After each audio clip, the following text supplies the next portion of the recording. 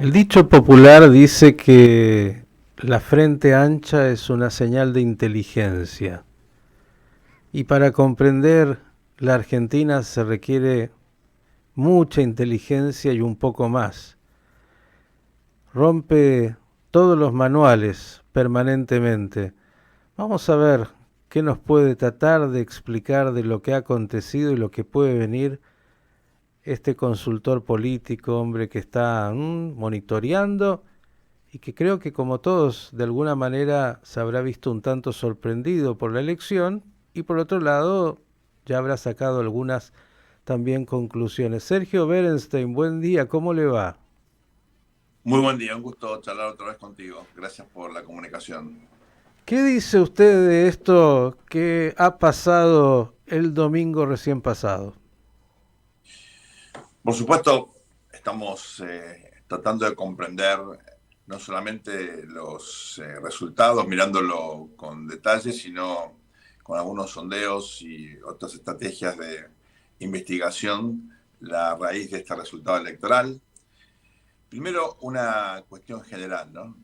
Un gobierno debilitado que hizo una elección para los promedios históricos del peronismo no demasiado buena, pero que contó con la ventaja enorme de la dispersión o fragmentación opositora, tanto a nivel nacional como incluso fundamentalmente en la provincia de Buenos Aires. Eso claramente es uno de los elementos más importantes que explica este resultado. Punto número dos, una campaña electoral en donde el candidato oficialista contó con los recursos del Estado y con enorme discrecionalidad para disponer de todo tipo de medidas que particularmente compensaron la devaluación posterior a las PASO y generaron una de corto plazo y en un segmento acotado, pero relevante para el voto de Unión por la Patria,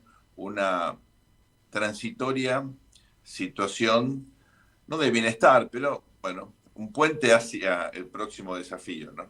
En los sectores más vulnerables, tanto en la provincia de Buenos Aires como en el LEA y el NOA, donde más votos recuperó la coalición oficialista, claramente en los sectores más pobres, ese plan platita, eh, congelar las tarifas, claramente hizo una diferencia. Más el miedo a que el fin de los subsidios implicara una caída muy relevante en las condiciones de vida de sectores que efectivamente usan el transporte público, usan los servicios públicos, todo eso claramente impactó. Tercero, y no menor, eh, me parece que hay aquí un elemento importante para tener en cuenta y es que la oposición no solamente fue fragmentada, sino desplegó un esfuerzo de campaña que me consta en lo personal fue sumamente desgastante para Patricia y su gente, pero no contó con la tecnología, con la sabiduría,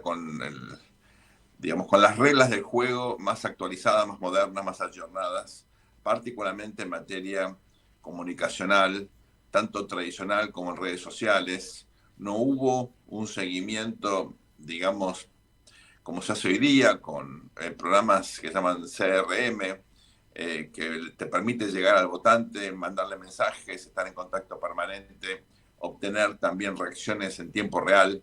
Todo eso que es una tecnología muy, muy hoy común, que las otras campañas sí tuvieron, por lo menos la de Sergio Massa, eso le dio una ventaja enorme al oficialismo.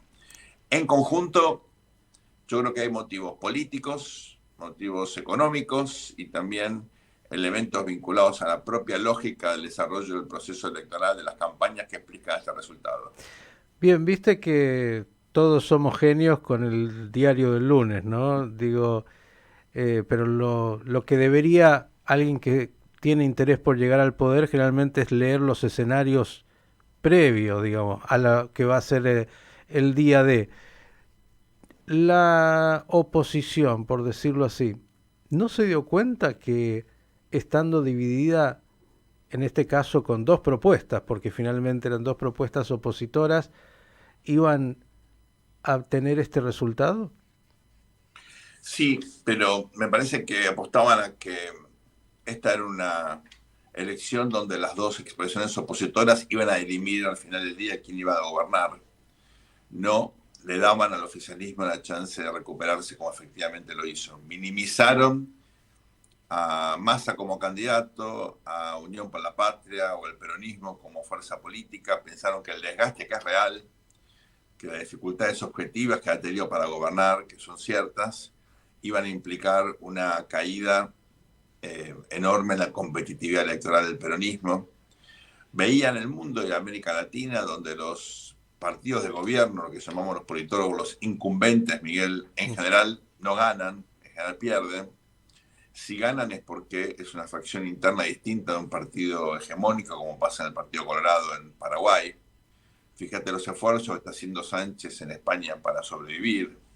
Todo eso pone de manifiesto que, digamos, mirando a la Argentina, una inflación galopante, un candidato que todavía hoy tiene dificultades para generar credibilidad, excepto en su núcleo más natural de apoyo, que es el votante peronista, miraban eso y decían, bueno, esto es digamos, esta elección la ganamos nosotros. ¿Quién? Bueno, Juntos por el Cambio, la Libertad Avanza. Esa era la interna, ¿no? Y de hecho el resultado de las PASO había ratificado eso, está bien, con un margen muy ínfimo, ¿no? Pero con la devaluación del lunes siguiente, con los escándalos de corrupción, se suponía que Massa no tenía competitividad. Bueno, ese fue el gran error, ¿no? Subestimar la resiliencia, el aparato del PJ, la capacidad de hacer a veces cosas irresponsables desde el punto de vista fiscal. Uno se pregunta, ¿esto pasa en otros países? Bueno, siempre los que gobiernan tienen ventajas. Lo que ocurre es que hay reglas que se cumplen, ¿no? Por ejemplo, tenés un banco central independiente, porque eso es importante, y no puedes emitir lo que se te ocurre y distribuir plata. Eso no se hace. En muchos países está prohibido repartir heladeras, lavarropa, microondas o lo que fuese, como pasó de forma absurda y grotesca no solo, pero particularmente en la provincia de Buenos Aires, sobre todo en Loma de Zamora, Me ¿no? tengo que mudar, no recibí nada. Bueno, cuanto más aparecían imágenes del yate, más heladera distribuía para compensar, ¿no? Eh, Hasta yo te diría, los pobres se beneficiaron del yate, más que se perjudicaron porque hubo más, digamos, generosidad, entre comillas, para regalarle cosas. Un analista me Esto, decía, Sergio, algo que quiero incorporar a lo que estás diciendo, que creo que también es una diferencia con algunos países de Latinoamérica, porque imagino te están preguntando todo, a mí nos pasa, ¿cómo puede ser? Y uno trata de explicar. Digo, alguien me decía, y me parece que es un elemento, hay cerca de 18 millones de argentinos que de una u otra manera viven del Estado. Y así que es. ese elemento me parece que tampoco la oposición lo pudo entender claramente en términos de lo que estaban planteando como, bueno, entre lo nada que recibo, pero recibo algo, en mi pobreza, pero la recibo, y que ni siquiera esa nada la reciba, prefiero mantenerme acá, sumado al aparato, ¿no? Del peronismo. El miedo, ¿no? Yo creo que la campaña del miedo hizo efecto, tuvo un impacto importante, sobre todo frente a candidatos que generaban miedo. En algunos casos pánico, ¿no? Milei creo que hizo todo lo posible para que le vaya mal y lo logró, ¿no? Sobre todo a partir de las PASO. Hasta las PASO había hecho una campaña ejemplar, por debajo del radar, focalizando en las redes sociales, en sitios que le permitía, de streamers, YouTube, que le permitía llegar a los jóvenes, impecable. Termina eso, donde le fue bien, en contra de la máxima de equipo que gana no se toca, hizo todo lo contrario. Fue a los medios, se sobreexpuso, habló de 25 cosas, tuvo un montón de voceros que dijeron que lo que pensaba, a veces cosas ridículas, como para perder votos, y efectivamente un segmento de sus votantes tenía miedo que él ganara, tenía desconfianza en su propio líder. Eso nosotros con la ley se lo publicamos porque realmente era algo muy, muy inusual, ¿no? Ujú. Entonces, la verdad que teniendo en cuenta esto, insisto, digamos, Massa hizo tal vez todo lo necesario para que le vaya bien, pero tanto la Libertad Avanza como Juntos por el Cambio hicieron lo imprescindible para que les vaya mal, ambos. En particular, la interna que fue fratricida de Juntos por el Cambio, bueno, fue parte responsable porque toda la campaña de Patricia estaba orientada en ganar a Horacio. suponiendo que con eso ya era presidenta. Y se quedó, primero, sin una respuesta rápida, con un resultado que no fue el esperado, pero sobre todo sin mensajes, sin ejes narrativos, sin ideas originales, para hacer una diferencia entre las primarias y la elección de octubre. Le fue peor a lo esperado. Fíjate que muchos votantes de la reta no la acompañaron. Ella incorporó la reta, pero tarde, ¿verdad? Hay mucho para reflexionar en ese sentido. Mi impresión aquí es que estamos frente a un contexto que todavía no está definido. La segunda vuelta no es que ya la ganó o Massa o Milei. Esto, la verdad, va a depender de a quiénes vamos a votar, cuántos vamos a ir a votar, y sobre todo las cosas que van a pasar de acá al 19 de noviembre. Parece mentira, porque estamos hablando de 3 semanas y media. En cualquier país del mundo eso es poco, en Argentina es una eternidad. ¿Ves todavía final abierto en términos de lo que puede pasar? Bueno, hay como dos posturas diferentes, ¿no? Hay mucha gente que dice, no, bueno, la diferencia de masa, esos 6 puntos son imposibles de revertir. Hay otros que creen que el aparato de PJ, que ya huele el triunfo, huele, digamos, la posibilidad de retener el poder, se va a movilizar aún con mayor eficacia en las elecciones de noviembre, a punto tal que ayer se fue finalmente desmintiendo, pero corrió una presión muy fuerte, que no solamente se bajaba Santoro, sino que también podría bajarse Milei, porque es una segunda vuelta donde hay que tener energía, dinero, para desplegar mayor esfuerzo de campaña y sobre todo, bueno, digamos, una exposición. Milei, ¿Le suma Bullrich, Macri y los que puede rescatar a Milei? aquí, Miguel, vos sabés que hay una dinámica natural en la segunda vuelta y es que vos querés sumar todos los apoyos posibles, querés, eh, Incluso de digamos, la casta. casta, no casta lo de menos. Ayer Milei le ofreció el Ministerio de Capital Humano a la izquierda trotskista y él decía que jamás iba a negociar con un comunista. Bueno, estos son más de izquierda que los comunistas y sin Parece que el embargo, hombre se transformó rápidamente en un político clásico, digo, eso es bueno y es malo, ¿no? Es bueno por porque eso pregunto. si eso no ocurriera sería un problema para la Argentina y para Milei. Lo malo es que indudablemente hay ahí un riesgo importante de perder sus credenciales que lo han diferenciado y lo han traído hasta aquí.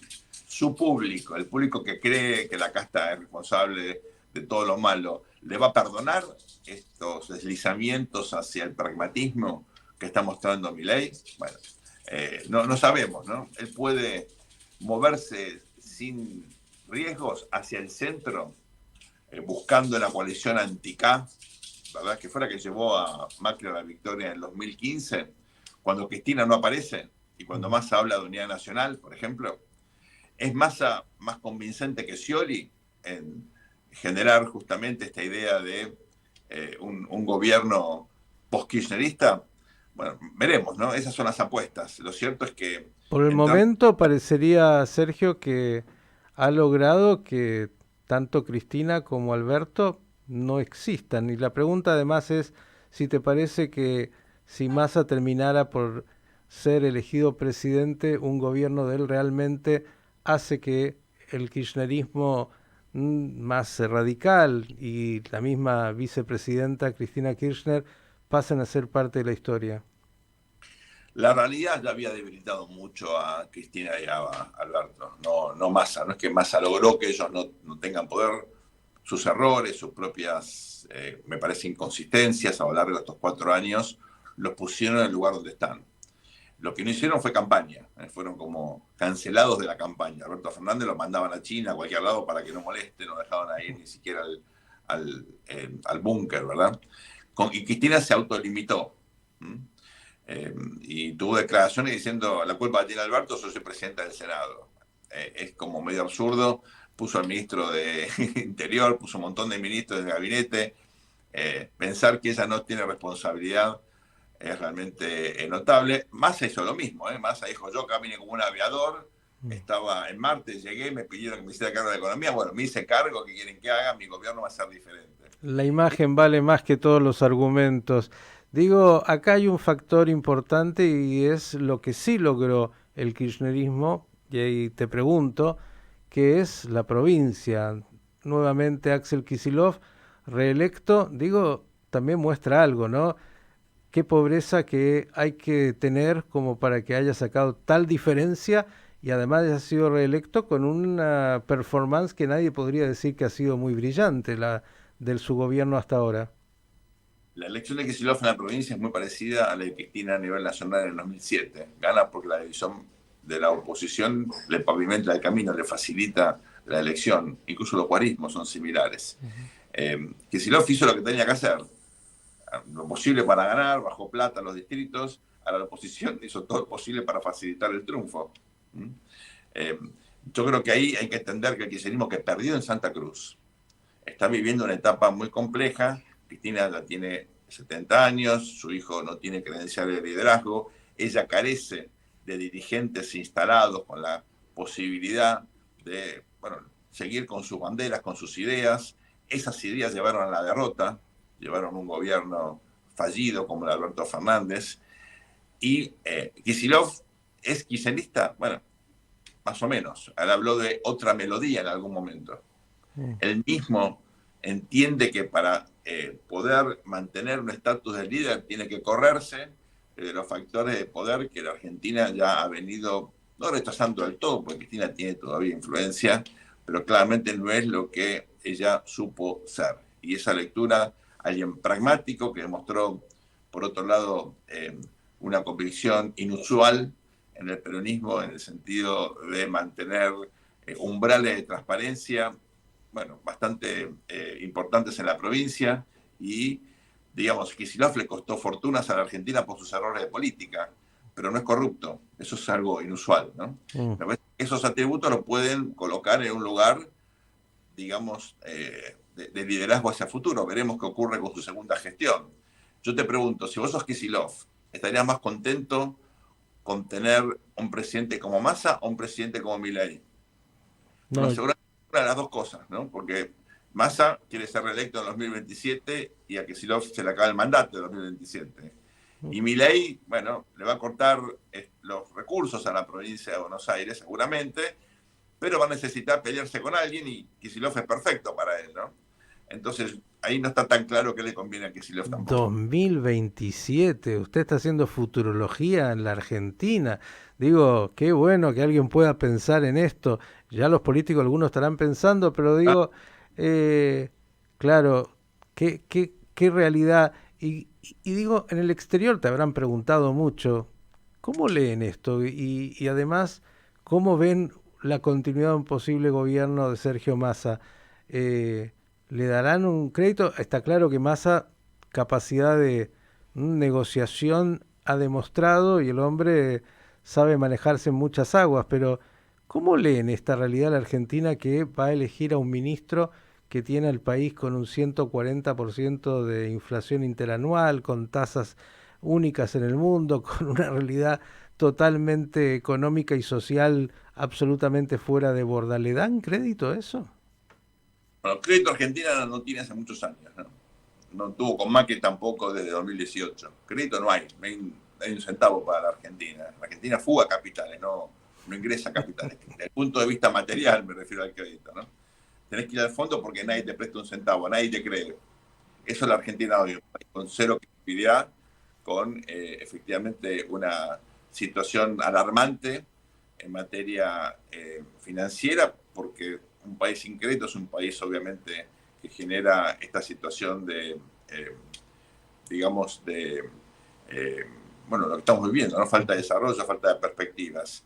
Ahora, lo que sí hay que entender aquí es que hay expectativa. ¿Por qué? Porque todo el mundo sabe que la Argentina no puede seguir haciendo lo que está haciendo y el propio Massa promete algo distinto. Ahora, ¿tiene credibilidad Massa en el exterior? Bueno, no demasiada, ¿no? Y las negociaciones con el fondo, donde prometió algo, después hizo todo lo contrario a lo que había prometido para ganar la elección, es una síntesis de esta falta de credibilidad. Eh, Ahora, dicho esto, ¿qué hay que mirar objetivamente? Bueno, ¿qué hace Massa si gana? Primero tiene que ganar. Segundo, tiene que mostrar un equipo económico, un presidente de Banco Central y un plan económico. Probablemente nadie le crea hasta que él muestre resultados. Pero eso hubiera ocurrido si hubiera ganado Patricia, o va a ocurrir si gana Milei. Nadie le va a creer a la Argentina hasta que la Argentina baje el déficit, tenga superávit, demuestre convicción en un cambio de régimen económico. Todo eso está todavía por escribirse. Es una historia que Argentina tiene que escribir. Ahora vos decís, ¿Massa va a girar al centro, a la centro derecha? Bueno, viene del UCD, digamos, en su momento fue menemista. Él es una persona con atributos de pragmatismo, obviamente muy, muy profundos, ¿no? Y siempre fue la parte más moderada de la coalición de gobierno. ¿Le alcanza eso para convencer al exterior? Eso está todavía por verse, ¿no? Le voy a agregar un factor dentro de ese pragmatismo que creo que puede colaborar con Massa. El hombre en los últimos días se ha hecho muy devoto de la Iglesia Católica, le ha pedido al Papa que venga, así que señores, a rezar porque Dios es argentino y a partir de eso saldremos otra vez adelante. Querido Sergio, gracias por estos minutos. Lo que está claro es que la Argentina para ustedes es un divertimento maravilloso, nunca los va a aburrir. Argentinos tenemos nuestros ingresos y nuestros ahorros en Argentina, así que no solamente es un divertimento, pero indudablemente es una fuente inagotable de reflexión y de sorpresas. Es así. Sergio, gracias como siempre. Sergio Berenstein, consultor político, analista, tan claro, en esta Argentina, como he dicho, que siempre sorprende.